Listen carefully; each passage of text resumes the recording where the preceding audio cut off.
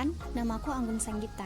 Aku adalah seorang penulis yang telah menerbitkan 40 judul karya tulis di usia aku yang saat ini menginjak 24 tahun. Selain itu, aku juga merupakan pemilik sekaligus pimpinan redaksi di redaksi buku dan majalah bernama Sanggita Redaction. Semua materi yang aku sampaikan melalui audio text channel YouTube aku ini merupakan karya tulis aku sendiri yang sudah terbit, sehingga minim sekali akan hoax karena sudah didasarkan oleh referensi yang matang dan lolos terbit. Bagi teman-teman Goodreaders yang mau mengikuti karya tulis aku yang lain, bisa update di akun Instagram san_anggun. Langsung di follow ya, dan jangan lupa juga untuk subscribe channel YouTube aku. Terima kasih. Pasca tersebarnya informasi bahwa serangan terakhir Rusia akan berlangsung di Mariupol, tampaknya Amerika, Inggris berikut negara-negara Eropa lainnya dibuat gentar. Hal ini dapat dibuktikan dengan pertemuan mendesak yang dilakukan oleh Amerika, Laboratorium Pentagon bersama dengan 8 perusahaan senjata Amerika Serikat, di mana pada pertemuan tersebut Joe Biden mengeluarkan statement berupa sejumlah 750 juta dolar Amerika sudah dipersiapkan untuk memasok senjata ke Ukraina, di mana 8 dari perusahaan senjata tersebut diantaranya Raytheon Technologies, Lockheed Martin Corp, Banco, Northrop Grumman, L3Harris Technology, dan lain-lain. Kendati sudah disebarluaskannya berita di mana Rusia telah melakukan serangan terhadap 86 situs militer di Ukraina, namun Menteri Luar Negeri Rusia, Sergei Lavrov, turut mengatakan bahwa Mariupol nyaris hancur.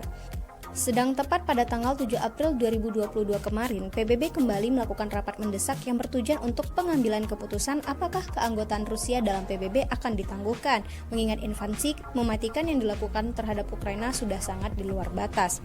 Berdasarkan hasil pemungutan suara, 93 negara setuju untuk menangguhkan kembali keanggotaan Rusia dalam PBB. 24 negara menolak, sedang 58 negara lainnya tidak memihak, termasuk Indonesia.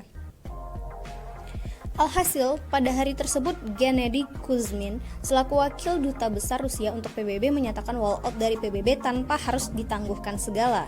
Presiden Putin yang dibuat marah serta kecewa pun akhirnya mengatur ulang strategi dan taktik perang hingga akhirnya Alexander Dvornikov, yang juga merupakan jenderal favorit Presiden Putin, ditunjuk sebagai komandan perang Ukraina Timur selanjutnya. Bersamaan dengan hal itu, turut munculnya peringatan keras terhadap Finlandia agar tidak ikut campur membela Ukraina seperti yang dilakukan oleh NATO. Maka usai peringatan keras tersebut, Rusia juga mulai menempatkan pasukan militer beserta senjata perang termasuk rudal pertahanan pantai ke sepanjang perbatasan Rusia-Finlandia dan langsung menghadap ke Helsinki. Tidak hanya penangguhan keanggotaan Rusia dalam PBB yang menjadikan Presiden Putin kian marah, melainkan sanksi-sanksi ekonomi yang diberikan oleh Amerika, Inggris beserta negara-negara Uni Eropa lainnya seperti yang sudah saya paparkan pada tulisan saya Rusia-Ukraina Part 1, 2, dan 3, turut menjadikan sang pemimpin Rusia tersebut jengah. Alhasil muncullah aksi de-dolarisasi sebagai wujud balas dendam sanksi ekonomi dari Rusia. Pada tanggal 8 Maret 2022, Rusia memutuskan untuk mematok rubel, dibaca mata uang Rusia, ke emas, di mana 1 gram emas sama dengan 5.000 rubel atau sejumlah 52 dolar Amerika Serikat. Seperti yang dunia tahu bahwa Rusia merupakan satu dari 2 negara penyedia minyak dan gas terbesar setelah United Arab Emirates. Dengan begitu, jika negara-negara yang ada di dunia termasuk Uni Eropa ingin mengimpor minyak dan gas Rusia, maka tidak bisa lagi menggunakan dolar, melainkan menggunakan rubel atau emas. Seperti itukah seni rubel dalam mematikan dolar? Tentu kita harus sama-sama meninjau kembali bagaimana kelanjutan serta aplikasinya di dunia nyata. Baru-baru ini meluas berita mengenai latar belakang Rusia melakukan invasi terhadap Ukraina, di mana Presiden Putin mengeluarkan statement berupa ingin mengakhiri tatanan dunia versi Amerika. Hanya saja yang tidak kalah mengejutkan dunia, tepat pada tanggal 13 April 2022 kemarin, kapal jelajah andalan Rusia tenggelam di Laut Hitam.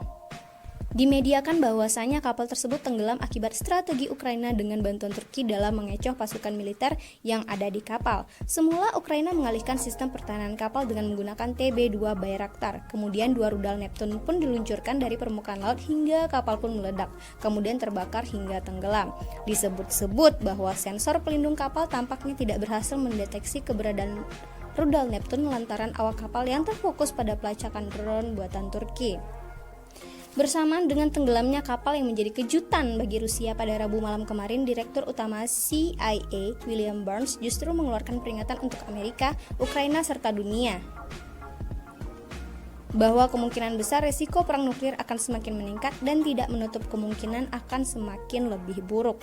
Sebenarnya tidak ada yang tahu apa yang saat ini tengah direncanakan oleh para pemimpin di kedua negara maha pintar tersebut. Lantas jika sudah berakhir tatanan dunia versi Amerika, akan ada lagi tatanan dunia versi siapa, serta akan menjadi seperti apa?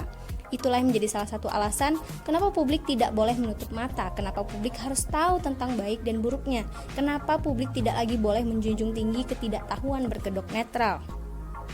Publik harus membuka mata, harus mencari tahu, harus bisa memilah dan memilih. Stop bersikap apatis dan stop menumbalkan kata netral atas setiap peristiwa. Karena jika kita berbicara tentang permasalahan dunia, itu artinya kita sedang berbicara tentang permasalahan kita. Karena sejatinya dunia sedang tidak baik-baik saja.